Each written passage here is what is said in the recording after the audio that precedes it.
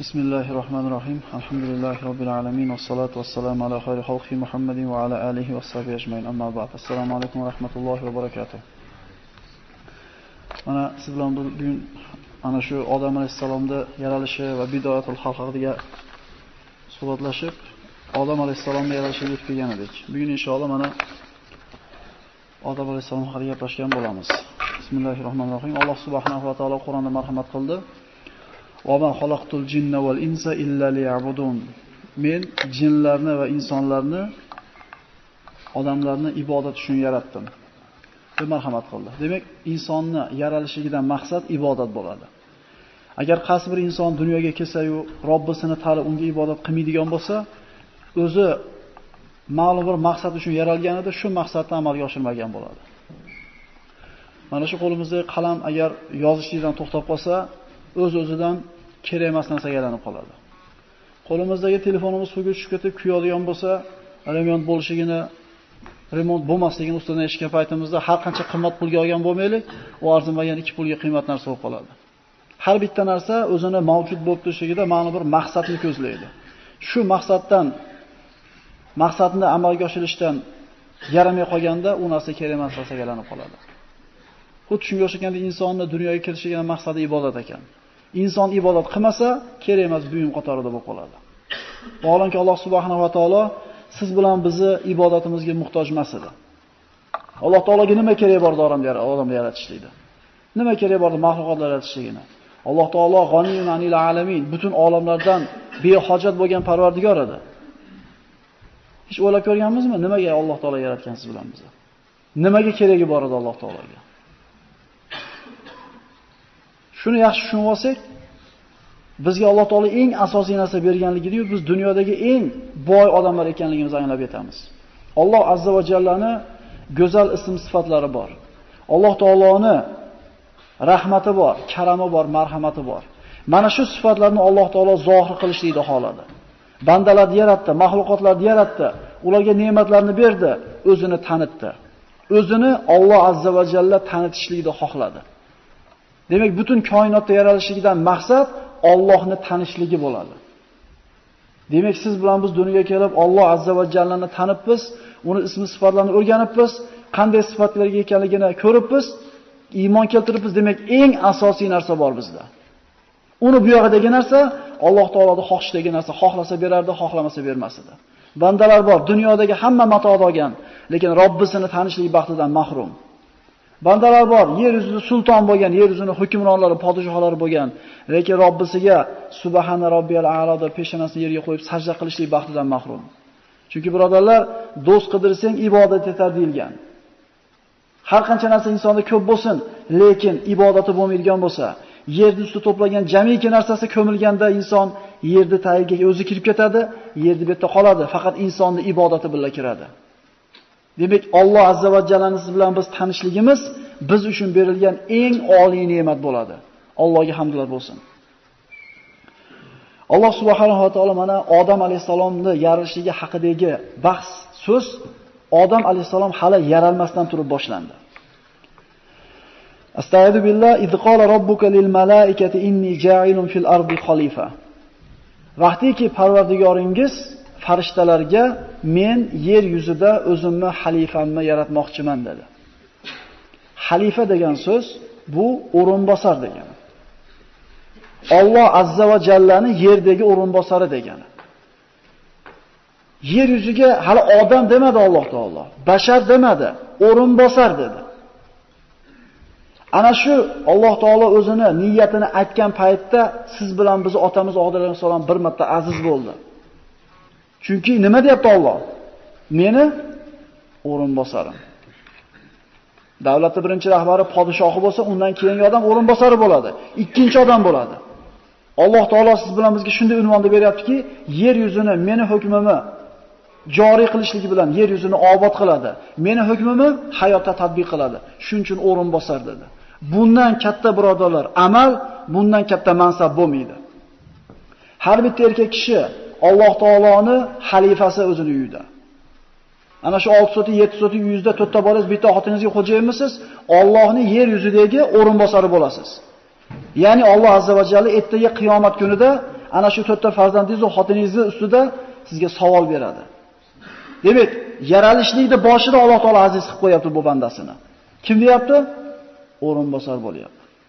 Hali otamiz Odam alayhisalom bir marta alhamdulillah yoki bir marta subhanalloh demasdan Alloh martabasini qanday ko'taryapti.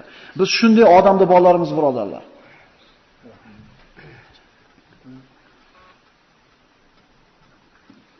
Allohni hukmlarini inson yerda tatbiq qiladi va yer yuzini obod qiladi. Uni hukmlarini tatbiq qiladi.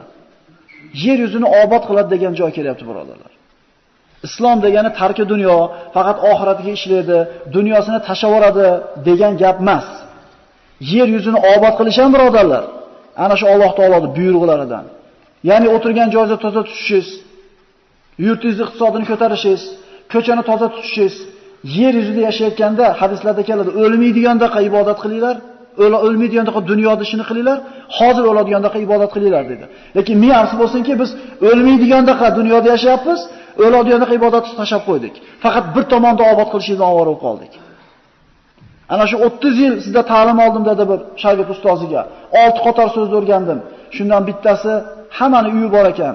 Meni uyim qabr ekan. Hamma uyini obod qilishga harakat qilar ekan. Men qabr degan uyimni obod qilishga harakat qildim dedi. Demak, ikki dunyoda obod qilishlik musulmonning vazifasi hisoblanadi. Jinlarga yer yuzini obod qilishlik vazifasi yuklatilmagan edi.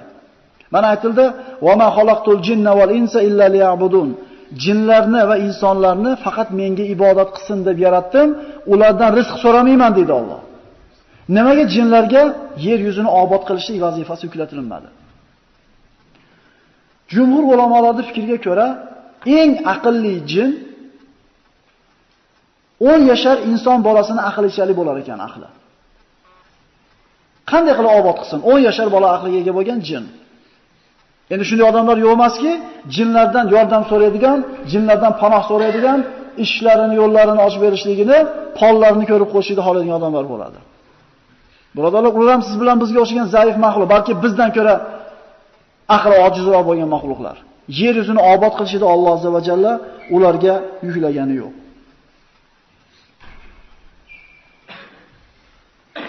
Alloh taolo Odam alayhisalomni yaratdi va suratini go'zal qildi. Laqad xalaqnal insana fi ahsani taqvim, thumma radadnahu asfala safilin. Biz insonni eng go'zal suratda yaratdik deydi. Mana ulamolardan bir kishining oldiga bir ayol kishi keladida, "Ey imom," deydi, "Erim menga sen agar oydan chiroyli bo'lmasang, talaqsan" dedi. Talaq tushadimi, tushmaydimi dedi. E'tibor bering. Oydan go'zal bo'lmasang, talaqsan dedi. Shunda haligi imom domlamga, ustozimga boring deb ustoziga jo'natdi. Ustozim aytgan javobni menga aytib ketasiz dedi. Ayol bordi ustozining oldiga. So'zini aytuvdi: "Ey nodon ayol, sen oydan go'zal bo'la olamiding? Albatta taloq tushadi. Taloq bo'lsan" dedi. Hali ayol xafa bo'lganicha birinchi kelgan imomning oldiga keldi. "Ustozingiz taloq tushadi" dedi deb aytdi. Haligi imom yuring deb ustozining oldiga talab bordi, aytdi: "Ustoz, taloq tushadi debsiz. Taloq tushmaydi." Ustozi nimaga tushmaydi? Axir inson oydan chiroyli bo'la olmaydi desa, ana shu imom shogirdi ustozga aytayaptiki, "Ustoz," deydi. Alloh taolo "Laqad xalaqnal insana fi ahsani taqvim" degan oyatda biz insonni eng go'zal suratda yaratdik deyapti. Demak, eng go'zal surat insonda ekan, oydan sen chiroylisan, taloq tushmaydi deganda ustozi tan olgan ekan xatosini. Birodarlar, insonlar siz bilan biz ana shu yuzga qarab turib baho beradigan bo'lsak, qanaqa suratda bo'lmasin, albatta u eng go'zal suratda yaratilgan. Shu bilan ham bir marta arz bo'lmayapmizmi? Fi ahsani taqvim, eng go'zal suratda yaratdik. Farishtalarga Alloh taolo men yer yuzida o'zimni o'rinbosarimni yarataman deganida, farishtalar javob berib aytdiki: "Atajalu fiha man yufsidu fiha va yasfiku dima." Axir yer yuzida fasod tarqatadigan, nohaq qonlar to'kadiganni yaratmoqchimisan? Farishtalarda bu so'zi Alloh taologa e'tiroz emas edi. Istifhom, ya'ni so'rash ma'nosida edi. Axir biz seni ulug'lab turgan bo'lsak, senga tasbih aytayotgan bo'lsak, yer yuzida qon to'kadigan, gunoh qiladigan bandani yaratasanmi? Alloh taolo inni a'lamu ma la ta'lamun. Men sizlar bilmaydigan narsani bilaman dedi. Bu savolni farishtalar mana aytdik, e'tiroz qilib aytgani yo'q, balki aniqlash uchun, bilib olish uchun berishdi. Farishtalar hech qachon Allohga osiy bo'lgan emas. Ibadu mukramun la yasuna robbahum ma amarahum va yaf'aluna ma yu'marun. Ular hurmatli banda. Ular Robbilariga hargiz osiy bo'lmaydilar, balki Parvardigori buyurgan ishni so'zsiz bajaradilar. Farishtalarda bunday deyishiga sabab bor edi. Alloh taolo jinlarni yer yuziga tushirib, yer yuzida maskan qilib berib, ixtiyorni ularga berganida juda ko'p gunohlarni qilishdi. Nohaq qonlarni to'kishdi. Shunda Alloh taolo farishtalardan iborat qo'shin surib, men o'tgan darsda aytdik, qirib yo'qib tashadi bularni. Qolganlarini dengizlardagi, okeanlardagi orollarga surib tashadi. Farishtalar uni ko'rgan edi. Ya'ni ana shunaqa jindaqa bo'ladimi yaratganing? Axir biz senga tasbih aytyapmiz-ku deb aniqlash ma'nosida so'radi. Ikkinchi ma'nosi, yo biz Allohga hamd maqto aytishlikda noqislik qildimiki, qilib qo'ydimikin, Alloh boshqa bandani yer yuziga yarataman deyapti. Ikki xil ma'noda o'z ichiga oladi mana shu savol.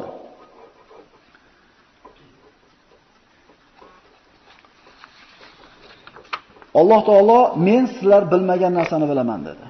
Farishtalar o'zaro suhbatlashib aytishdiki, Alloh xohlagan bandasini yarataversin, baribir biz Allohning huzurida hurmatli banda bo'laveramiz. Ilmli bo'laveramiz. Baribir bizdaqa bo'lmaydi u deyshti.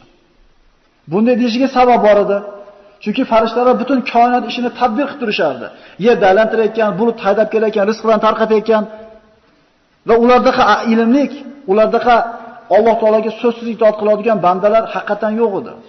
O'zaro aytishdiki, kim bo'lsa ham bizdaqa bo'lmaydi baribir. Men boshqachaman deb o'ylaymiz hammamiz otamizga.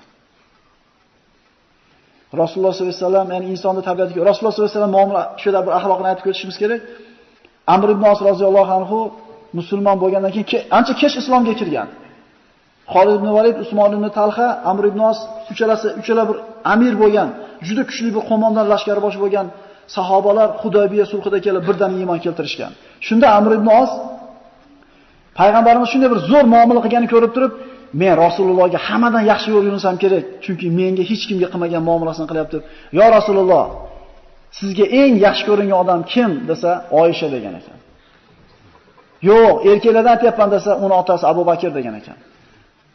Endi payg'ambarimiz axloqini ko'ringki, shunaqa yaxshi muomala qilganligidan men isключительныйman deyapti-da.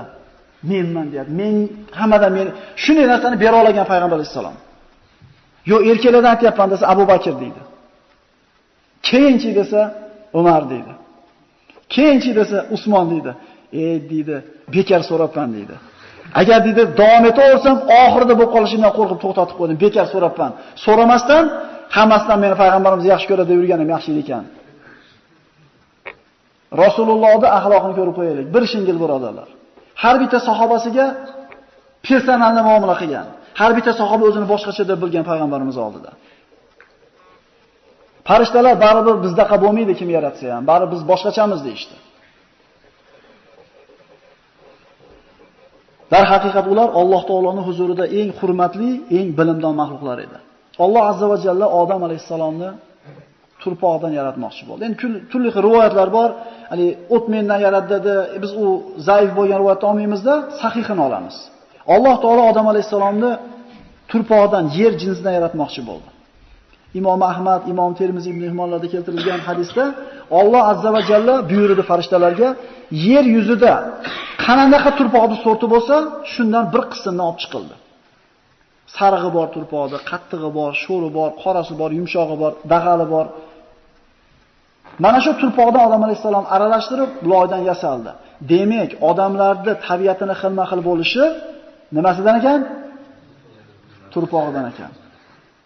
Ya'ni bitta otadan 3 xil bola chiqishi mumkin tabiati, xarakteri. Bu nimasiga bog'liq bo'lyapti? Turpog'iga. Shuning uchun ba'zi bir birodaringiz injiqligini, ba'zi bir birodaringizni sholdir-shuldirligini turpog'idan deb qo'yib, nima qilib qo'ying? Kechirib qo'ying. Avf qiladigan bo'lsangiz, bu zaiflarga ihson deyiladi, rizqingizga baraka kiradi, birodarlar. Rizqni aytib o'tmasak bo'lmaydi. Vaqtiki Alloh farishtalarga men loydan inson basharini yaratmoqchiman dedi. Va bu loyda Alloh taolo aralashtirdi va tinun lazib deyiladi. Yopishqoq loyga aylandi, bir-biriga qattiq aralashdi. So'ngra Alloh azza va jalla Odam alayhisalomni o'zini ikki qo'li bilan yaratdi. Bir marta aziz bo'ldi. Qachon? O'zimni o'rinbosarimni, xalifamni yarataman deganida. Bir marta aziz bo'ldi. Ya iblisu ma mana'aka an tasjuda lima xalaqtu biyaday. Ey iblis, nimaga men o'zimni ikki qo'lim bilan yaratgan bandaga sajda qilishlikdan bosh tortdi dedi. Inna ma'mruhu idza arada shay'an an yaqula lahu kun fay. Alloh bir ishni qilmoqchi bo'lsa, shu ishga bo'l deydi, shu ish bo'ladi. Lekin Odam alayhisolamni ikki qo'lim bilan yaratdim deyapti. Yana xos muomalami? Bizning otamiz shunaqa birodarlar. Alloh taoloning qo'li haqida. Ahli sunna va jamoatning aqidasida Alloh taoloning qo'li bor deyilyapti mana. Nima deymiz bunga biz? Muattala, mushabbaha degan firqalar chiqib ketdi. Muattalalar aytishdi, Allohning qo'li yo'q dedi. Qo'li bo'lsa yelkasi ham bo'lish kerak. U beli ham bo'lish kerak. U bizga o'xshab qoladi. Allohning qo'li yo'q dedi-da, yo'q deganligi uchun Allohning qo'lini kofir olib ketishdi. Chunki Alloh taolo ikki qo'lim bilan deyapti. Biyada deyapti, lug'atni biladigan birodarlar. Ikki qo'lim bilan deyapti. Oyatni inkor qilishdi, kofir bo'lishdi. Mushabbahalar chiqishdi. Ha, Allohning qo'li bor. Bizning qo'limizga o'xshaganda Allohning qo'liga sifatni belgilab qo'yishdi. Ular Allohning qo'liga sifat bergan uchun kofir bo'lib ketishdi. Bizni tutgan mavqifimiz qanaqa bo'ladi? Allohning qo'li bor, kayfiyatini Alloh o'zi biladi. Demak, Alloh ikki qo'lim bilan yaratdi dedi, qo'li borligiga iymon keltiramiz. Qandayligini Alloh biladi. Laysa kamithlihi shay'un va huwas samiul alim. Alloh taologa hech bir o'xshaydigan narsa yo'q. Ya'ni Alloh eshituvchi, biluvchi bo'lgan zot. Eshitish qanaqa, bilish qanaqa kayfiyati bizga berilgan emas. Alloh taolo Odam alayhisalomni timsol, haykal suratda yasab tashab qo'ydi. Bir necha kun yoki bir Alloh xohlagancha muddat tashab qo'ydi. Mana tuproq, loy, yopishqoq loy va musavvar jism, timsol holati, solsol, qurigan, qatigan loy holatida haykal bo'lib turdi. Odam alayhisalomni Alloh azza va jalla bo'yini 60 metr qilib yaratdi, sahih hadislarda kelgan. 60 metr, yelkasining kengligi 7 metrda bo'lgan rivoyatlar bor. Ya'ni va ma zalal xalqu yanqusu munzuzak. Rasululloh aytdi, ana shu kundan boshlab va ma zalal xalqu yanqusu munzuzak. O'sha kundan boshlab insoniyat kichayishga qarab ketadi deydi. Dalil kerakmi? Muzeylarga borsanglar 500 yil burun odamlar kiygan kiyimlari, ushlagan qilichlari bor. Ha? 2 soplik, 3 soplik deb o'rtasidagi ritsarlarning qilichini qarasangiz, u bitta qilich ko'tarib kechgacha chopishgan. Biz ikkitamiz ham ko'tara olmaymiz uni. Nimani belgisi bu? Siz bilan biz mana yosh katta oqsoqollar o'tiribdi. Otalarimizni eslaylik-da, opa-dodalarimizni. Qanaqa bir gavdalik, ularning ushlagan ketmonini biz o'rnidan ko'tara olmaymiz kerak bo'lsa, lekin kechgacha ketmon chopgan. Insoniyat qiyomatgacha kichayib borishligi mana shu hadisdan hujjat olinadi. 60 metr bo'lgan bo'yi, ana shu kundan boshlab insonlar kichayishni boshladi. Bir avlod keyingi avloddan kichayib ketaveradi. O'zimiz ham ko'rib turibmiz, birodarlar. Jannat ahllarining bo'ylari ana shu Odam alayhisalomning bo'yi 60 metrda bo'ladi. Rasululloh sollallohu alayhi vasallam mana Imom Ahmad rivoyat qilgan hadisda aytgan ekan, odamning bo'yi 60 metr edi, ziro edi, yana 7 metr, 7 ziro edi. Imom Muslim va Ahmadda keltirilgan hadisda Rasululloh aytadi, Alloh odamni yaratib, yasab, shakllab bo'lgach, bir muddat o'z holiga tashab qo'ydi, ruh kirgizmadi. Qala lamma xalaqallohu Adam tarakahu ma sha'an yada. Haykal holatda turdi. 40 kun deyiladi, vallohu alam. Iblis jannatda edi. Iblis farishta emas edi. Iblis layin emas edi hali. Yer yuzida rivoyatlarda keladi, ana shu jinlar ichidagi eng taqvoligi, eng ibodatga polvon bo'lganligidan Alloh azza va jalla uni ikroman, hurmat qilgan holda jannatga olib chiqib qo'ygan edi. Allohning makridan faqat fosiq qavmlar g'ofil qoladi. Jannatga kirganda ham Alloh xolisa makr bilan chiqarib olgan ekan shu mana. Iblis keldida hasad qildi. Kim bu dedi? Nima uchun yaraldi? Har tomonda aylanib ko'rdi. Hadislarda keladi, iblis kelib tepib ko'rdi Odam alayhissalomni. Shunda ovoz chiqdi. Odam alayhissalomning qorni bo'sh edi. Haykal holatda qorni bo'sh edi. Ovoz chiqqanini ko'rdi-da, Odam alayhissalomni ichi g'ovik, bo'm-bo'shligini ko'rdi-da, quvvat yo'qligini bildi. Ibn Abbos Tabariyda keltirilgan rivoyatlarda odam shakllangan, yaralgan holda 40 kun ruhsiz holda turdi. Shayton keldi, ko'rdi, qo'rqdi, hasad qildi. Farishtalar ham qo'rqishdi. Oyog'i bilan tepib ko'rdi, undan ovoz chiqdi. Odamni og'zidan kelib orqasidan chiqdi iblis. Ichini bo'shligini ko'rdi va farishtalarga aytdi, undan qo'rqmanglar. Agar Alloh uni menga bo'yin sundirib qo'ysa, uni halok qilaman. Agar meni unga bo'yin sundirsa, bo'yin sinmayman dedi. Niyat qaranglar-da. Hasad, kibrdan burun hasad bo'lyapti birodarlar, gunoh. Hasaddan boshlanadi ko'p narsa. Keyin kibr qilasiz. Va hamma hayron bo'ldi. Nima uchun yaraldi bu yangi mahluq? Kimligini bilmaydi. Necha martasi bo'ldi? 2 martami?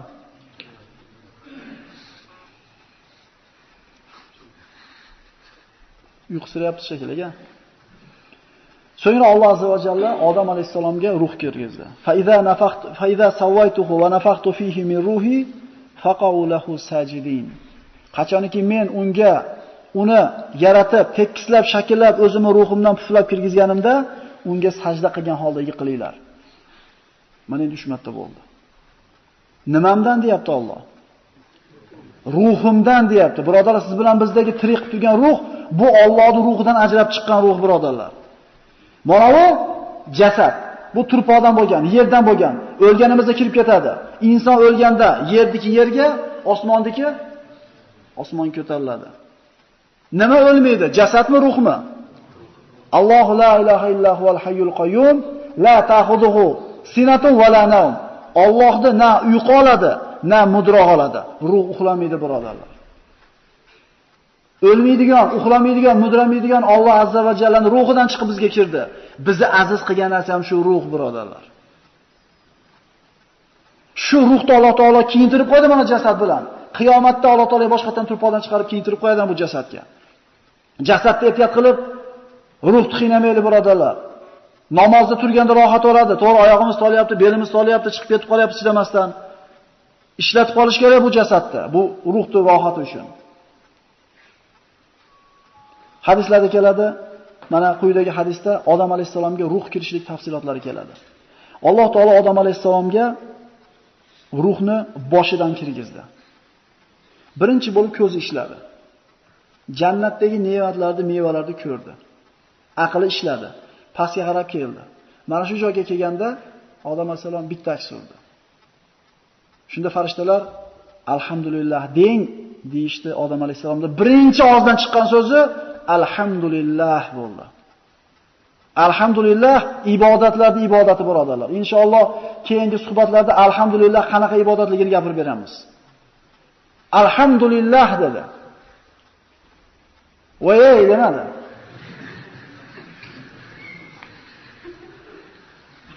Alloh azza va jalla javob berdi. Rahimaka robbuk.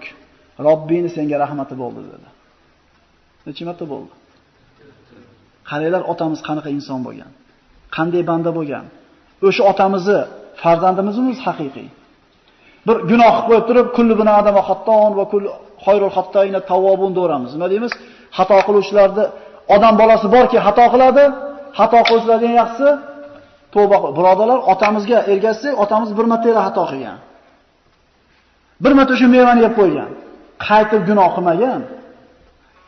Ras otamizni farzandi bo'ladigan bo'lsa, gunohni kamroq qilaylik. Har safar gunoh qilib qo'yibdilar, yaxshi qiluvchi, tavba qiluvchi. Qilmaslikka harakat qilaylik, birodarlar. 4-marta Allohning rahmati bo'ldi. Ruh Odam alayhisolamning qorniga yetganda, qorni ishga tushdida, jannatda mevalarni ko'rdi, yeyish kerakligini tushundi, hali jon oyog'iga yetmasdan turib intilib bordi. Shoshilib ketdi. Otamizdan bu ham. Bir narsani mo'ljallasak yetguncha bo'lmay ketamiz-ku. 31 ni kutib shoshilyapmiz-ku, birodarlar. Shoshilsak ham, shoshilmasak ham Alloh bergan kun bo'lishini iymon keltirdingmi? Shoshilmang. Shoshilmang. Kim aytgani bo'ladi? Xotirjamlik shu emasmi? Odam alayhisalom shoshib olgan ekan. Xuliqal insonu min ajal. Alloh taolo inson shoshqaloq deyapti. Shoshib ketamizda, bo'lmayapti-da, bo'lmayapti. Duo qilib necha yillar bersangiz bo'lmayapti. Birodarlar, duo qilaveringda. Bo'lmayapti desangiz pishib qolishi mumkin. Turibdi, tushish kerak. Shuncha so'radim, bermadi dedingiz. 50 yildan bermadi dedingiz. Bo'ldi, tushmaydi endi.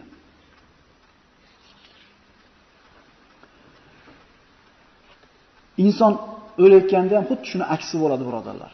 Jon oyoqdan chiqishni boshlaydi. Yaxshi bilamiz, oyog'i muzlab qopti deymiz, oyog'i nima deymiz? Ishib qopti deymiz. Xuddi shuni teskarisi bo'ladi. Ruh qanday kelgan bo'lsa, chiqishlikda xuddi o'shunday teskari yo'l bilan oyoqdan boshlab chiqishni boshlaydi.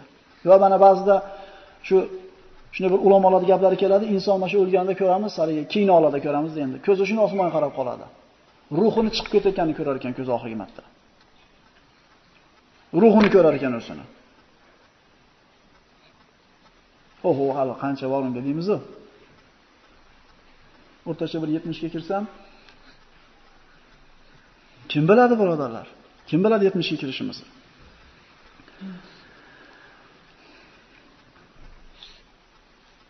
Alloh subhanahu va taolo Odam alayhisalomga jon kirgizib bo'lgandan keyin umurtqasini o'ng qo'li bilan sinadi. Va qiyomatgacha, ana shu lahzadan boshlab qiyomatgacha yashaydigan odamlarning ruhini bir vaqtda yaratdi. Bu yerda o'tirganlar yosh qancha bo'lishidan qat'iy nazar ruhimiz teng akalar. Odam alayhisalomning birinchi farzandlari va oxirgi qiyomatgacha yaqin tug'iladigan farzandlarning ruhi bir vaqtda Alloh taolo bo'ldidi, hamma ruhlar bir vaqtda yaraldi. Endi dunyoga kirishlik tartibi Alloh taolo taqdir qilib qo'ygandaqa birimiz burun, birimiz keyin dunyoga kelamiz. Alloh azza va jalla mana shu o'rinda bandalar bilan misoq tuzdi. Musulmonmisan? Alhamdulillah musulmonman. Musulmonman. Kimning millatidansan? Kitobing nima? Qibling nima? Qachondan beri musulmonsan desa, al-misoqdan beri deymiz. Al-misoqning ma'nosi nima desa, haligi tez qatorli bo'lib qo'ygan, yodlatib qo'ygan kattalarimiz. Al-misoqning ma'nosi nima desa, ruhlar balo degan kuni. Nima degani? Mana shu misoqni gaplashamiz inshaalloh. Ini to'xtatamiz. Va astagfirullah va akhadha robbuka min bani adama min zuhurihim zurriyatahum va ashhadahum ala anfusihim alastu bi robbikum qalu bala shahidna an taqula yawmal qiyamati inna kunna an hadha ghafilin aw taqula inna ma ashraka abauna min qablu wa kunna zurriyatan min ba'dihim afatuhlikuna bima fa'ala al-mubtilun. Qiyomat kunida Allohning oldiga borganda bir banda men eshitmagan ekanman bularni. Menga birov aytmagan ekan der ekan. Biror bir qavm bo'lmaydi, magar ichida albatta oxiratda ogohlantiradigan nazir, ogohlantiruvchisi bo'ladi deyildi. Endi bir banda eshitmadi ham deylik. Ruh ana shu paytda yaratib qo'yib turib, hammamiz ruhimiz Alloh taolo alastu bi robbikum. Men sizlarni yo'qdan bor qilgan Robbinglar emasmanmi deganda hammamiz bir ovozdan ha, biz guvohimiz sen bizni yo'qdan bor qilganligingga deb javob berganmiz. Kim eslay oladi shuni? Islomiysizlar-a? Men ham islomiyman. Chunki agar buni eslaydigan bo'lsak, bu qanaqa bu imtihon bo'lib qoladi? Alloh taolo aytayapti, mana biz guvohlikka o'tdik. Qiyomat kunida biz bu narsalardan bexabar ekanmiz. Otalarimiz mushrik bo'lgan ekan, otalarimiz qilgan gunoh tufayli ana shu ahmoq bo'lgan odamlarga ergashganligim uchun azoblaysanmi demasligimiz uchun senga hozir so'z beryapmiz. Ya'ni har bittamiz bittadan eslaymiz birodarlar qiyomat kunida bergan so'zimizni. Ana shu payt misoq deyiladi. Ruhlar Parvardigori bilan ittifoq qilgan, dogovor qilgan kuni misoq deyiladi. Qachondan beri musulmon ekanmiz? Al-misoqdan beri. Al-misoqning ma'nosi nima ekan? Hammamiz ha Parvardigor, sen bizni yo'qdan bor qilgan Robbimizsan, bizga hech qanaqa uzr qolmadi degan kunimiz. Demak, hech kimga qiyomat kunida uzr qolmaydi. Alloh azza va jalla mana Hazrat Umar rivoyat qilgan hadisda Rasululloh aytadi, Alloh odamni yaratdi va o'ng qo'li bilan uni zohirini siladi va qiyomatgacha yashaydigan zurriyatni chiqardi va dedi Alloh. Ana ularni dedi, jannat uchun yaratdim. Mana bularini do'zax uchun yaratdim dedi. Ruh bo'lib turgan paytda Alloh taolo bo'lib qo'ydi. Mana qismi jannatga, mana qismi do'zaxga dedi. Biz nomoya amalimizni o'ng qo'limizdan olib, jannatligimizni xabarini topmaguncha hech qachon xursand bo'lishga haqqimiz yo'q. Shundaymi? Va amma man utiya kitabahu bi yaminihi fa yaqulu ya layta ya ha umqra'u kitabiya. Ammo kimi kitobini o'ng qo'lidan bersa dedi Alloh taolo. Kitobini oladida xursand bo'lib ko'ringlar, mana Alloh menga kitobni o'ng qo'ldan berdi. Va amma man utiya kitabahu bi shimalihi. Ammo kimi kitobini chop qo'lidan bersak, o'ng qo'ldan chop qo'ldan olinadi. Ana shu kun kelguncha hech kim xursand bo'lib xotirjam bo'lishga haqqi yo'q. Shunda bir kishi so'radi, "Ya Rasululloh" dedi. Kimi jannatga, kimi do'zaxga borishi hal qilinganmi? Ha dedi Rasululloh. Unda nima qilamiz qiyinlarni amal qilib dedi. Kitobimizga suyanib, yozib qo'ygan narsaga suyanib yota olmaymizmi? Meni jannati bo'lganimni yozgan bo'lsa, men dod desam, faryod desam, jannatga kiraman ekan. Shundaymi? Shunday. Men har qancha amal qilsam, agar do'zaxligimni yozgan bo'lsa, do'zaxga kirib keta olman ekan. Shundaymi? Unday emas, birodarlar. Amalu kullun muyassar liman xuliqa dedi Rasululloh. Yo'q dedi, amal qilinglar dedi. Har kim dedi, diqqat qilaylik. Qayoqqa yozilgan bo'lsa, shu yoqqa olib boradigan ishlarni qilishlikni oson qilib qo'yadi u uchun. Tushuntira oladimmi? Bemalol kechqurun turib namoz o'qiy olasiz. Bemalol 50 yerda bir 100 dollar turganda oxlab o'tib keta olasiz. Bemalol ko'zingizni shuni yerga olib qocha olasiz, zino bo'layotganda ko'z zinosi. Bemalol televizionni tishlab qola olasiz. Bemalol Qur'oningizni ochib televizorni o'chirib qo'ya olasiz, bemalol Qur'oningizni o'qiy olasiz. Va aksincha, bir bandani Alloh do'zaxga yozgan bo'lsa, uni hech kim bilmaydi. Xuddi jannatga yozganini bilmagandek. Lekin bu do'zaxiy ishlarni qilishlik bilan mashg'ul bo'ladi, do'zaxiy ishlar qilishlik bunga oson bo'ladi. Ba'zida yerda ketayotgan qo'ng'izni bosib olsangiz, inson qanaqa bir ichingiz ezilib ketadi. Beqasd qildingiz, lekin ichingiz ezilib ketadi. Endi odamlarga ochiq zulm qilayotgan odamni ko'rganda nima deysiz? Yo'q, Alloh biladi, buni ayta olmaymiz do'zaxligini. Demak, ba'zi odamlarga do'zaxning ishini qilishlik oson bo'lar ekan. Ba'zi odamlarga jannatning ishlarni qilishlik. Demak, tekshiraylik birodarlar. O'zimizga savol beraylik. Qaysinisi oson bo'lyapti? Yana noaniq kimi haqqa borishligi biz uchun Alloh azza va jalla o'zi biladi. Xulosa birodarlar, har bir inson o'ziga qaysi tomon yozib qo'yganligini bilmaydi va har bitta insonda ixtiyor bor. Indalloh shu gapda. Ixtiyoringiz bilan jannatni ishlarni qiling, jannatga kiring, ixtiyoringiz bilan do'zaxga ishlarni qiling, do'zaxga kiring. Lekin jannatni ishlarni ixtiyoringiz bilan qilayotganda ham kerilmang. Chunki innamal a'malu bil xawatim. Amallar xotimasiga qarab o'lchanadi. Bu o'tirishimiz hech narsa emas. Ketar soatda shunday holatda ketmasak, bu o'tirishimiz hech narsa emas. O'shuning uchun o'zimizga katta baho berib, xotirjam bo'lib qolmaylik. Necha marta azb bo'ldi? Birinchisi, o'rinbosarim dedi. Ikkinchisi, qo'li bilan yaratdi. Uchinchisi, o'zining ruhidan kirgizdi. To'rtinchisi, rahimaka robbuk dedi. Mana shu joyda to'xtatib, qolganini keyingi darsda inshaalloh suhbatlashgan bo'lamiz. Assalomu alaykum va rahmatullohi va barakatuh. Bismillahirrohmanirrohim. Alhamdulillahi robbil alamin. Vassalatu vassalamu ala xayri xalqi Muhammadin va alihi va ashabihi ajmain. Assalomu alaykum va rahmatullohi va barakatuh. Payg'ambarlar qissalarini boshlab, mana Odam alayhissalomni yaralganiga kelib tugatgan edik. Kechagi suhbatimizni bugun inshaalloh davom etkazgan bo'lamiz. Kechagi suhbatimizning xulosasi shu ediki, Alloh subhanahu va taolo Odam alayhissalomni yaratib, umurtqasini silab, qiyomatgacha yashaydigan odamlarni ruhini yaratdi dedik. Va ana shu qiyomatgacha yashaydigan ruhlarni yaratib bo'lib, mana bularni dedi Alloh taolo do'zax uchun yaratdim va ana ularni jannat uchun yaratdim deb belgilab qo'ydi. Shunda farishtalarda sahobalardan biri so'radiki, "Ya Rasululloh, biz hali dunyoga kirmasimizdan turib, jannati yoki do'zaxligimiz ruhli holatimizda belgilanganmi?" deganda Rasululloh ha deb javob berdi. Unda amal qilib nima qilamiz? Kitobimizga suyanib o'tirsak bo'lmaydi bu. Deganda Rasululloh aytdi, "I'malu kullun muyassarun lima xuliqala." Amal qilinglar, har bir kishini qayoqqa borishligi ana shu uni qilayotgan ishlardan bilinadi. Jannatiy bo'lib yozilgan bo'lsa, jannatiy ishlarni qilishiga oson bo'ladi. Do'zaxiy deb yozilgan bo'lsa, do'zaxiy ishlarni qilishiga oson bo'ladi. Demak, insonni qayoqqa borishligini Alloh azza va jalladan boshqa hech kim bilmaydi. Insonda ixtiyor bor. Sizlardan bir kishi Rasululloh sollallohu alayhi vasallam bir umr jannat amali ahlini qilib yuradi. Jannatiylarda amalini qilib yuradi, lekin kitob o'zadida umrining oxiriga borganda bitta gunoh qilib jahannamga ravona bo'ladi. Va sizlardan bir kishi bir umr jahannam ahli amalini qilib yuradida, u bilan jahannam o'rtasida bir ziro masofa qolganda bitta solih amalni qilib shu bilan jannatga kirib ketadi.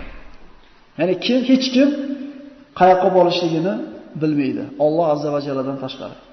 Demak, siz bilan bizda ixtiyor bor. Ixtiyorimiz bilan Alloh taoladan taqvo qilsak, mana farishtalar, jinlar, insonlar, hayvonlar. Inson mana shu hayvonlar bilan farishtalar o'rtasida yaralgan. Farishtalarda aql bor, ixtiyor yo'q.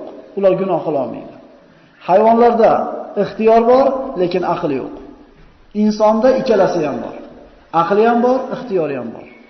Inson mana shu gunoh qilishlik ixtiyori bo'lib turib, o'zini mana shu ixtiyoridan man qilib, gunoh qilmasdan Allohga ibodatda tanlaydigan bo'lsa, aqli bilan, bu ana shu farishtalardan balandroq darajada bo'ladi. Chunki gunoh qilishlik imkoniyati bo'lib turib, gunoh qilmayapti. Endi mana shu ixtiyori bilan, aqli bilan gunohni tanlab qoladigan bo'lsa, hayvondan past darajada bo'ladi. Chunki hayvon aqli yo'q, gunoh qilmasa, inson aqli bo'lib turib ixtiyori bilan gunoh qiladi. Demak, insonga ixtiyor ham berilgan, aql ham berilgan. Mana Alloh subhanahu va taolo Odam alayhisalomni yaratib, farishtalarga va iblisga ham Allohga, Odam alayhisalomga sajda qilishlikka buyurdi. Musta'id billah va laqad xalaqnakum summa sawwarnakum summa qulna lil malaikati isjudu li adama fasajadu illa iblisa lam yakun minas sajidin. Qala ma mana'aka alla tasjuda id amartuk.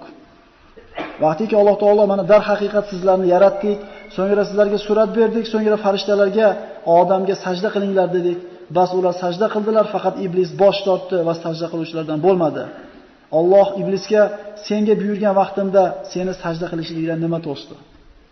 Odam alayhisalomni xalifa deganda bir marta aziz qilgan edi. Qo'li bilan yaratganida 2 marta aziz qilgan edi.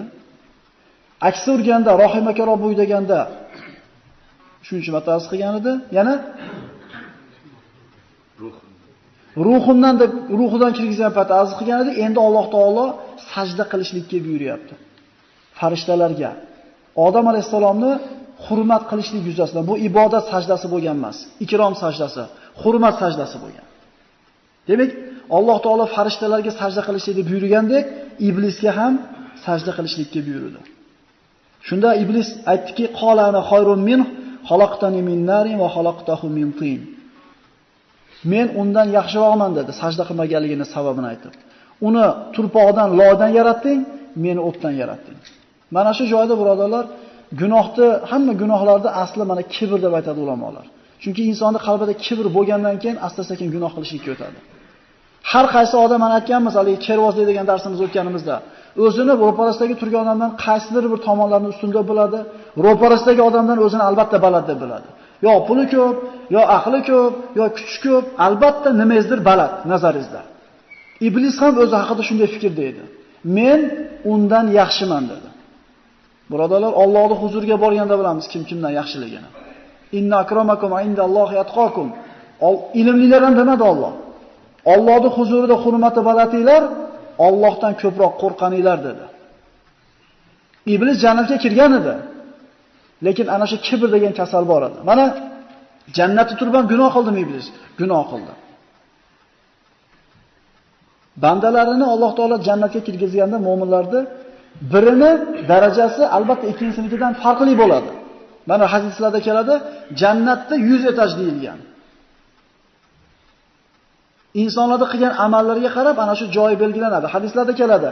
Bir qoriga Qur'on yodlagan kishiga jannatga eshik tagida o'qing deyiladi.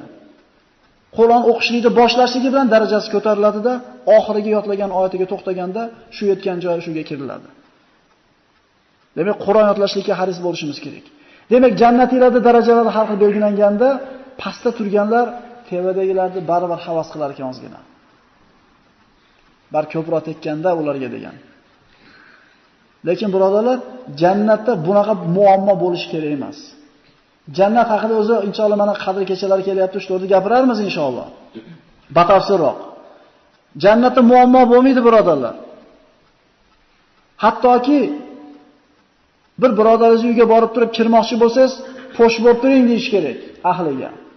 Shundaymi? Ayol kishilar ko'rmaslik uchun shu ham bir mushkulami dunyodagi? Jannatda bir jannatida Alloh taolo huri bilan o'tirgan bo'lsa, ikkinchi birodari kiraveraymi deyishligi ham muammo birodarlar. Shunda kirib kelishligi kerak. Alloh qanday hal qilib qo'ydi buni? Ana shu huri o'zini hojasiga ko'rinar ekan, boshqa hech kimga ko'rinmas ekan. Havas qilar ekan. Havas qilib menda ozroq bo'lib qoldi demaslik uchun Alloh taolo Qur'onda aytadi: "Va naza'na ma fi sudurihim min ghillin ikhwanan ala sururin mutaqabilin." Jannatga kirganlarda qalbidan bir-biriga nisbatan bo'lgan g'illa-g'ashlikni chiqarib tashlaymiz.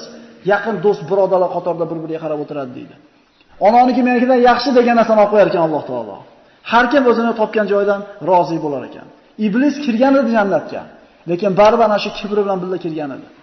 Alloh taoloning taqdiri bu yog'ini siz. Men undan yaxshiman dedi. Alloh taolo o'zi biladi kim yaxshiligini.